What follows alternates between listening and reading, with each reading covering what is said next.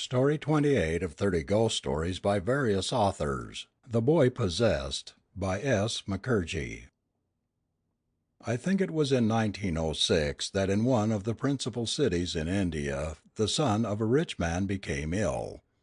He had a high fever and delirium, and in his insensible state he was constantly talking in a language which was some kind of English but which the relatives could not understand. The boy was reading in one of the lower classes of school and hardly knew the English language. When the fever would not abate for 24 hours a doctor was sent for. The doctor arrived, and went to see the patient in the sick room. The boy was lying on the bed with his eyes closed. It was nearly evening. As soon as the doctor entered the sick room, the boy shouted, "Doctor, I am very hungry. Order some food for me." Of course the doctor thought that the boy was in his senses. He did not know that the boy had not sufficient knowledge of the English language to express his ideas in that tongue. So the doctor asked his relations when he had taken food last. He was informed that the patient had nothing to eat for the last 8 or 10 hours. "What would you like to have?" asked the doctor. "Roast mutton and plenty of vegetables," said the boy. By this time the doctor had approached the bedside, but it was too dark to see whether the eyes of the patient were open or not. "But you are ill. Roast mutton will do you harm," said the doctor. "No, it won't. I know what is good for me," said the patient. At this stage the doctor was informed that the patient did not really know much English, and that he was probably in delirium. A suggestion was also made that probably he was possessed by a ghost. The doctor, who had been educated at the Calcutta Medical College, did not quite believe the ghost theory. He, however, asked the patient who he was. In India, I do not know whether this is so in European countries too, lots of people are possessed by ghosts, and the ghost speaks through his victim. So generally a question like this is asked by the exorcist: "Who are you, and why are you troubling the poor patient?" The answer, I am told, is at once given and the ghost says what he wants. Of course, I personally have never heard a ghost talk. I know a case in which a report was made to me that the wife of a groom of mine had become possessed by a ghost.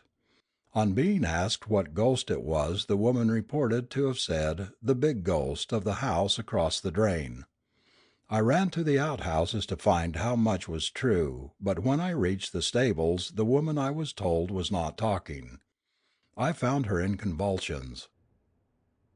To return to our story, the doctor asked the patient who he was. "I am General," said the boy. "Why are you here?" asked the doctor. "I shall tell you that after I've had my roast mutton and the vegetables," said the boy, or rather the ghost. "But how can we be convinced that you are General?" asked the doctor. "Call Captain X, of the 11 Brahmins, and he will know," said the ghost. "In the meantime get me food or I shall kill the patient."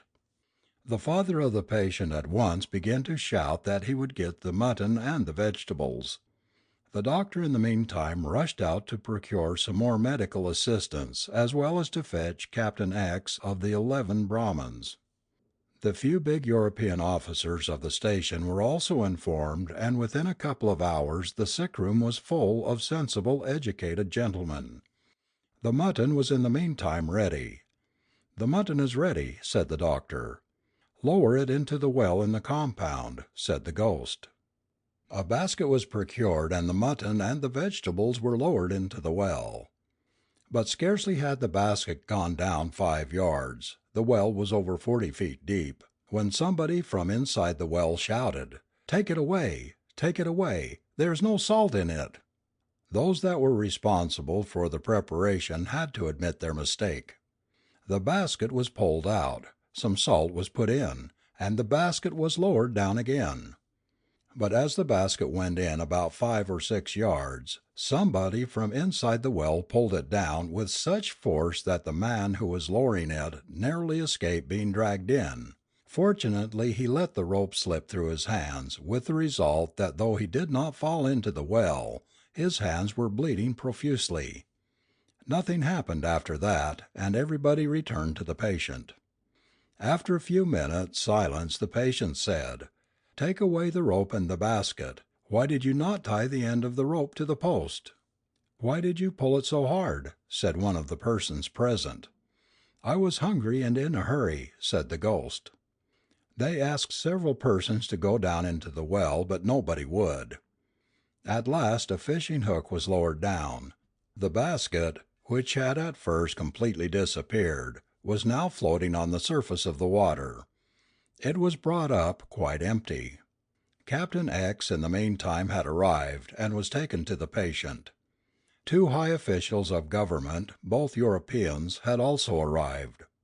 As soon as the captain stepped into the sick room, the patient, we shall now call him the ghost, said, "Good evening, Captain X.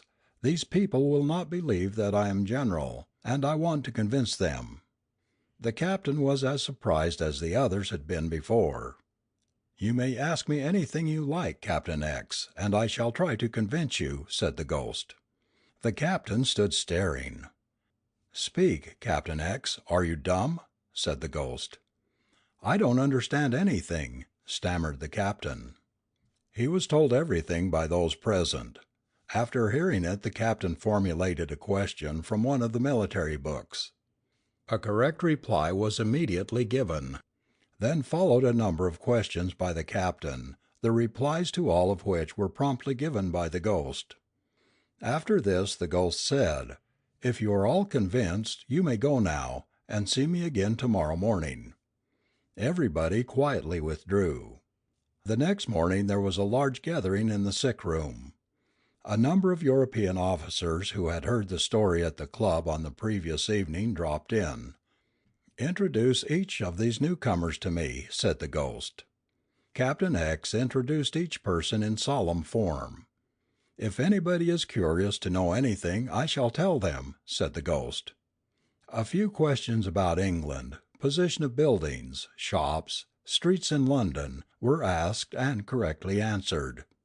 After all the questions the Indian doctor who had been in attendance asked, "Now, General, that we are convinced you are so and so, why are you troubling this poor boy?" "His father is rich," said the ghost. "Not very," said the doctor, "but what do you want him to do?" "My tomb has been destroyed by a branch of a tree falling upon it.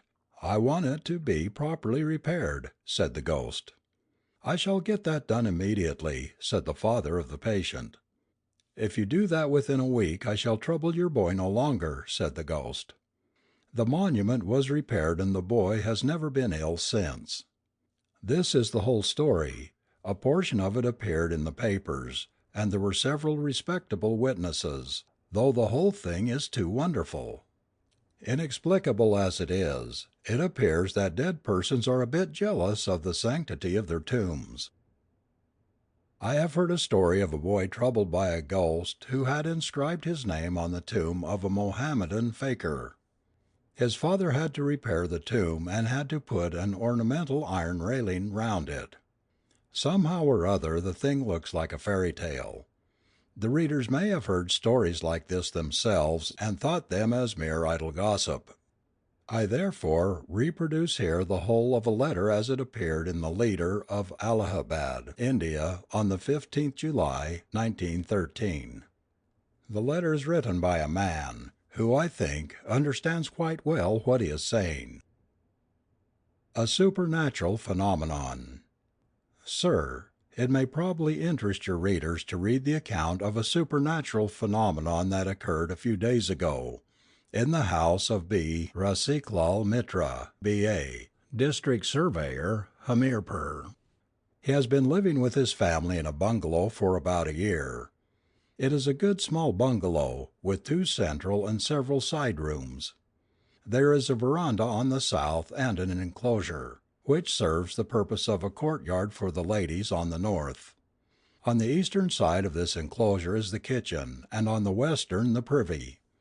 It has a big compound all round, and the southwest corner of which there is a tomb of some Shahid, known as the tomb of Phulan Sahid. At about 5 o'clock in the evening on 26th June, 1913, when Mr. Mitra was out in office, it was suddenly noticed that the southern portion of the privy was on fire. People ran for rescue, and by their timely assistance it was possible to completely extinguish the fire by means of water which they managed to get at the moment before the fire could do any real damage.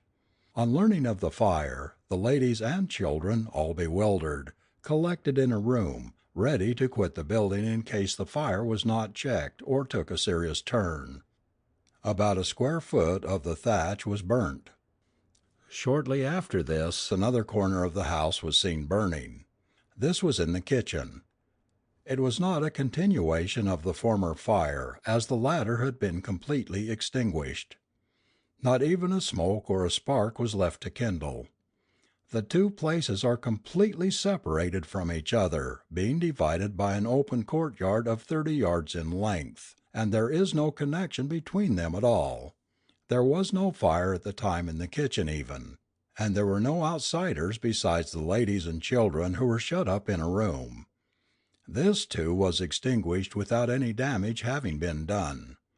By this time Mr. Mitra and his several friends turned up on getting the news of the fire in his house. I was one of them. In short, the fire broke out in the house at 7 different places within an hour or an hour and a half. All these places situated so far apart from one another that one was astonished to find out how it broke out one after the other without any visible sign of the possibility of a fire from outside. We were all at a loss to account for the breaking out of the fire. To all appearance, it broke out each time spontaneously and mysteriously. The fact that the fire broke out so often as 7 times within the short space of about an hour and a half, each time at a different place without doing any perceptible damage to the thatching of the bungalow or to any other article of the occupant of the house, is a mystery which remains to be solved. After the last breaking out, it was decided that the house must be vacated at once. Mr. Mitra and his family consequently removed to another house of Padre Ahmad Sah, about 200 yards distant therefrom. To the great astonishment of all, nothing happened after the vacation of the house for the whole night. Next morning Mr. Mitra came with his sister to have his morning meals prepared there, thinking that there was no fire during the night. To his great curiosity he found that the house was ablaze within 10 or 15 minutes of his arrival. They removed at once everything and again was all right. A day or two after he removed to a pucca house within the town, not easy to catch fire. After settling his family in the new house, Mr. Mitra went to town, Mauda, some 21 miles from the headquarters. During the night following his departure, a daughter of Mr. Mitra, aged about 10 years, saw in a dream a boy who called himself Shahid Baba. The girl inquired of him about the reason of the fire breaking in her last residence, and was told by him that she would witness curious scenes next morning, after which she would be told the remedy. Morning came, and it was not long before the fire broke out in the second story of the new house. This was extinguished as easily as the previous ones, and it did not cause any damage. Next came the turn of a dhoti of the girl mentioned above, which was hanging in the house. Half of it was completely burnt down before the fire could be extinguished. In succession, the pillow wrapped in a bedding, a sheet of another bedding, and lastly the dhoti which the girl was wearing caught fire, and were extinguished after they were nearly half destroyed.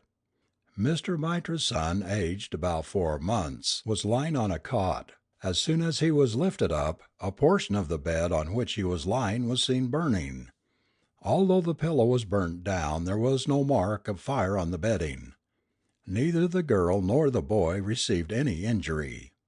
Most curious of all, the papers enclosed in a box were burnt, although the box remained closed.